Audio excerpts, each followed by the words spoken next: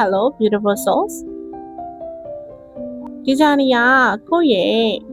spiritual journey ဖြစ်ပါတယ်ဒါကြောင့်ကိုဟာ unique ဖြစ်ပြီးသားပါတခြားသောသူတွေနဲ့နှိုင်းယှဉ်ဖို့လည်းမလိုပါဘူးဒီနေ့ပေါ့နော်ကိုယ့်အကြောင်းကိုပဲစိတ်ဝင်စားပါပြီးလို့ရှိရင်ကိုယ့်အတွက်ပေါ့နော်ကိုယ့်အတွက်မဟုတ်တဲ့အရာတွေအတွက်အချိန်မပေးဖို့ရယ် healthy boundary ထားဖို့ရယ်ကလည်းအရင်ရည်ကြီးပါတယ်နောက်ပြီးတော့ကိုယ့်ရဲ့ spiritual journey ဖြစ်တဲ့အတွက်ကိုဟာ pure consciousness ပါပဲဆိုတာကိုသိဖို့ပေါ့နော်ဒီလိုမျိုးအများနဲ့ noisy roommate လို့ခေါ်ရဲပေါ့နော်မိုင်းရဲ့ခြေလှမ်းမှုကနေခဏတာရက်တန့်ဖို့ဆိုလို့ရှိရင်တော့မိတိုင်းပြင်မှရမှာပါဒီချာတို့ကတော့နေ့ရက်တိုင်းမှာ survival mode နဲ့နေထိုင်နေကြတာပေါ့နော် survival mode ဆိုတာကစားဝတ်နေရေးကိုနေ့တိုင်းရုန်းကန်ထားရတာပေါ့နော် struggle mode ဖြစ်နေရနေရနေပြီးတော့